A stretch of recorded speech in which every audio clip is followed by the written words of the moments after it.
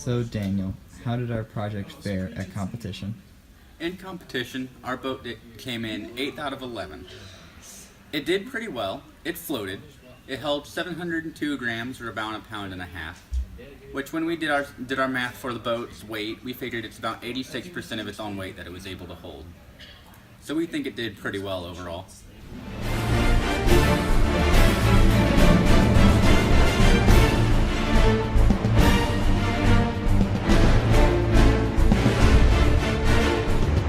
If you could do it over, what would you do? If I could do the concrete canoe over, I would probably try to max out the size limits a little bit. Our boat was pretty small compared to a lot of the other ones at competition. Even just by itself, it was small, but the walls were proportionately shorter than other boats, and I think that would have helped it to hold more weight. And I wish we'd started meeting a little bit earlier into the project, because then we might have been able to do a little bit more experimenting with ratios and different aggregates, and even making more boats that we weren't able to do because we were pushing it kind of close to the end.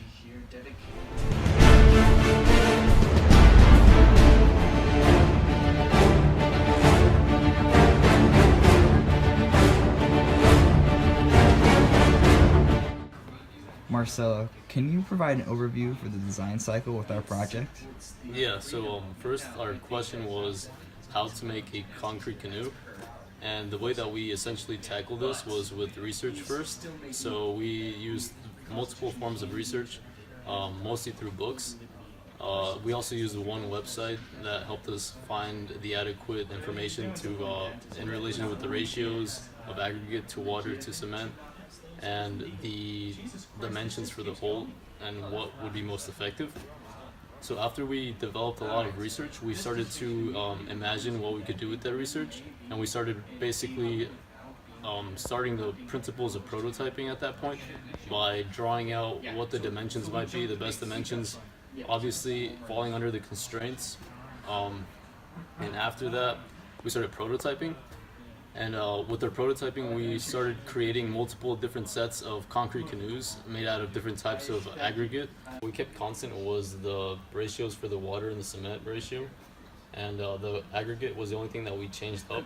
And we used vermiculite, perlite, and the styrofoam beads you find in bean bags. And the one that worked best was the mixture of vermiculite and perlite.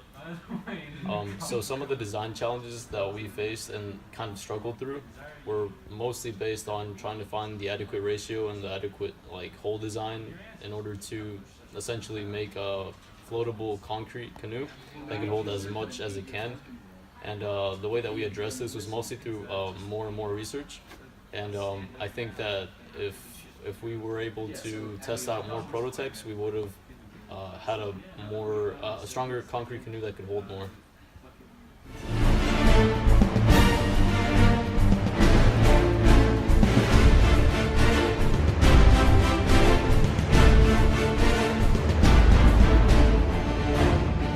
So Jimmy, give some advice to next year's freshmen about the Fed project. Alright, next year's freshmen, if you're going to be successful at Fed Day, you need to start early. We started almost immediately after, except for a couple of days, and we butted up right against the deadline. You need to meet often. We met at least 2 times a week, if not more, and that was just enough time. Every group needs a Marcelo. He wanted to meet every day, and we did not want to, but he really motivated us. And don't assume your boat will float on the first try, because chances are you're gonna need time to prototype and develop your final product. And the last point is you need to be friendly with your group, because if you don't work well together, then you're gonna have a tough time collaborating and creating a successful project.